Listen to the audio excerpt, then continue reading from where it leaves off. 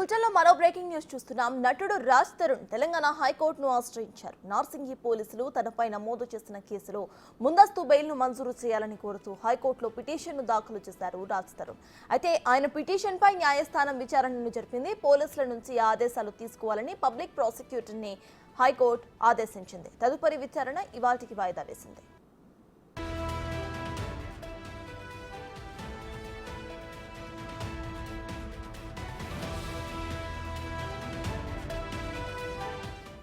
మరోవైపు లావణ్యపై నటుడు రాజ్ తరుణ్ తల్లిదండ్రులు మాధాపూర్ పోలీస్ స్టేషన్లో ఫిర్యాదు చేశారు. బుధవారం రాత్రి ఇంటి దగ్గర ఉండగా దానికి ప్రయత్నించిందని, తమకు ఆరోగ్య సమస్యలు ఉన్నాయని, లావణ్య ఇబ్బందులకు గురి చేస్తుందని ఫిర్యాదులో పేర్కొన్నారు. ఆయన తనను ప్రేమించి మోసం చేశాడంటూ లావణ్య ఇప్పటికే రాజ్ తరుణ్పై నార్సింగి పోలీస్ స్టేషన్లో ఫిర్యాదు చేశారు.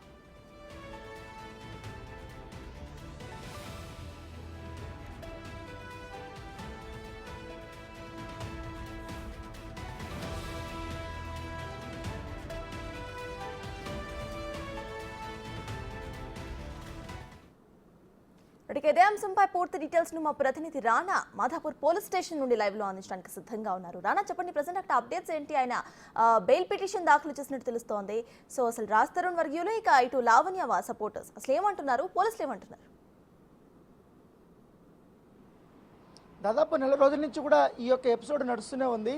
ముందుగా లావణ్య రాజ్ తరుణ్ పైన కేసు పెట్టినప్పటి నుంచి కూడా అప్పుడు పోలీసులు రాజ్ తరుణ్కి నోటీసులు ఇచ్చారు, విచారణకి హాజరు కమ్మని కూడా వారు చెప్పారు. తర్వాత తన లాయర్ని పంపించి తన వర్షన్ చెప్పారు. తర్వాత పోలీసులు మాత్రం లాయర్ కంటే మీరే వ్యక్తిగతంగా హాజరు కావాల్సి ఉంటుందని కూడా వారు చెప్పినటువంటి పరిస్థితి ఏర్పడింది. సో అప్పటి నుంచి కూడా లావణ్య అనేక రకాలుగా కూడా రాజ్ తరుణ్ పైన ఆరోపణలు కూడా చేస్తుంది. మాల్వి మల్హోత్రకు సంబంధించినటువంటి కొన్ని ఎవిడెన్స్లు కూడా అవన్నీ పెడుతున్నటువంటి పరిస్థితి ఏర్పడతాయి. మీడియాలో కూడా ఆమె మాట్లాడుతున్నటువంటి నేపథ్యంలో సడన్గా ఇప్పుడు శేఖర్ భాష ఎపిసోడ్లోకి వచ్చారు. శేఖర్ భాష అనేక రకాలుగా కూడా లావణ్య చేసినటువంటి ఏదైతే గతంలో చేసినటువంటి తప్పుల గురించి ఆయన వివరాలతో పాటు ఆధారాలతో పాటు కూడా మీడియా ముందుకు పెట్టడం, ఆయన డిబేట్లో కూర్చోవడం, ఇవన్నీ కూడా తత్వంగా నడుస్తున్నటువంటి నేపథ్యంలో గత 2 రోజుల నుంచి కూడా ఈ ఎపిసోడ్లో కొంచెం పీక్ స్టేజ్కి వెళ్ళిందని చెప్పుకోవచ్చు. ఎప్పుడైతే రాజ్ తరుణ్ తిరగబడరా స్వామి సినిమాకి సంబంధించిన విషయంలో ప్రమోషన్ యాక్టివిటీస్లో భాగంగా ప్రసాద్ ల్యాబ్కు మాల్వి మల్హోత్రా ఇటు రాజ్ తరుణ్ ఇద్దరు వచ్చారు. అక్కడికి లావణ్య వెళ్ళింది. లావణ్య వెళ్ళిన తర్వాత అక్కడ ప్రొటెస్ట్ చేయడానికి, అతన్ని అడ్డుకోవడానికి వెళ్ళిన వాటి నేపథ్యం ఏర్పడుతుంది. సో తర్వాత లావణ్యను చూసి తను వేరే మార్గాన రాజ్ తరుణ్ వెళ్ళిపోవడము, తర్వాత లావణ్య సాయంత్రం వాళ్ళ తల్లిదండ్రుల ఇంటి దగ్గరికి వెళ్ళి వాళ్ళ ఇంట్లో నేను కలవాలి, తనతో మాట్లాడాలి, లేకపోతే మీతో కూడా మాట్లాడాలి, డాగ్స్ ఉన్నాయి, ఆ పెట్స్ కూడా నేను చూడాలనేది కూడా ఆమె చెప్పడం జరిగింది. సో చెప్పిన తర్వాత ఆ న్యూసెన్స్ కేసు నిన్న సాయంత్రం వారు పోలీసులకి ఫిర్యాదు చేస్తారు. రాష్ట్రానికి సంబంధించిన తల్లిదండ్రులు మాకు ఐబీపీతో మేము బాధపడుతున్నాము, పైగా మాకు ఇతర ఆరోగ్య సమస్యలు కూడా చాలా ఎక్కువ ఉన్నాయి. గత లావణ్యకు సంబంధించిన నేర చరిత్ర, గతంలో డ్రగ్స్లో ఇన్వాల్వ్ అయింది, గతంలో కూడా అనేక ఆరోపణలు కూడా ఎదుర్కొంది. కాబట్టి ఆమె నేర చరిత్ర చూసుకుంటే మాకు ఆమె నుంచి కూడా ప్రాణహాని ఉందంటే కూడా నిన్న మాదాపూర్ పిఎల్ స్టేషన్కి నిన్న రాజ్ తరుణ్కి సంబంధించిన తల్లిదండ్రులు రావడం జరిగింది.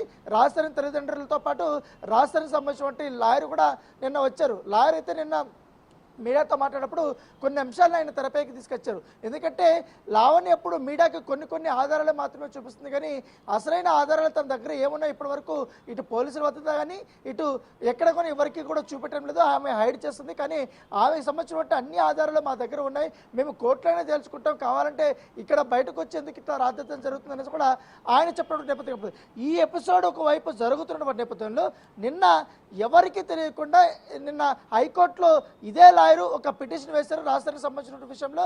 రాజ్ తరుణ్ని అరెస్ట్ చేయకుండా ముందస్తు బెయిల్ ఈ కేసులో ఇవ్వాలి, మేము తదుపరి సంబంధించినటువంటి ఇంకా ఎవిడెన్స్ మా దగ్గర కలెక్ట్ చేయాల్సి ఉంది, అవన్నీ కూడా మేము సబ్మిట్ చేస్తాం, అప్పటి వరకు మాకు ఎగ్జామ్షన్ ఇవ్వాలనే ఉద్దేశంతో కూడా కోర్టుని బెయిల్కి అడిగినట్టుగా మనకు సమాచారం ఉంది. అయితే ఈ కేసు సంబంధించిన పూర్తి వివరాలు పబ్లిక్ ప్రాసిక్యూటర్ని ఏదైతే నార్సింగ్ పోలీసుల నుంచి కూడా వివరాలు సేకరించి అసలు ఏంటి అనేది కూడా తెలుసుకోవాలని కూడా ఏ సెక్షన్స్ పెట్టారు, ఏమేమి ఆరోపణలు చేశారు, ఏమేమి ఆధారాలు అనే దానిపై కూడా అడిగి తెలుసుకోమని కూడా చెప్పినట్టుగా మనకు సమాచారం. ఇప్పుడు విచారణ వాయిదా పడింది కాబట్టి ఆ తీర్పు వచ్చిందనుకో ఒకవేళ రాజ్ తరుణ్కి బెయిల్ వస్తే ఈ కేసులో మరొక విధంగా ఉంటుంది, ఒకవేళ బెయిల్ రాకపోతే మాత్రం ఖచ్చితంగా అరెస్ట్ అయ్యే అవకాశాలు ఎక్కువగా కనపడుతున్నాయి. మరోవైపు ఇటు లావణ్య పైన కూడా ఇటు ఫిలింనగర్లో మాల్వి మల్హోత్రా కేసు పెట్టింది, ఇటు మాదాపూర్ పిఎస్లో ఇప్పుడు వాళ్ళ తల్లిదండ్రులు కేసు పెట్టినప్పుడు నేపథ్యం. ఇప్పుడు దీనిపైన కూడా పోలీసులు న్యూసెన్స్ కేసు కూడా వారు రిజిస్టర్ చేసినట్టుగా తెలిసింది. దానితో పాటు ఆ ఇంటికి వచ్చి దాడి చేయడానికి ప్రయత్నించింది.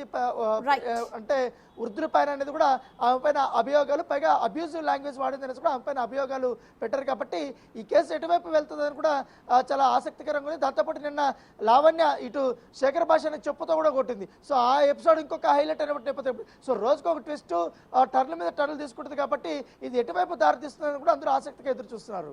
Right, thank you Rana.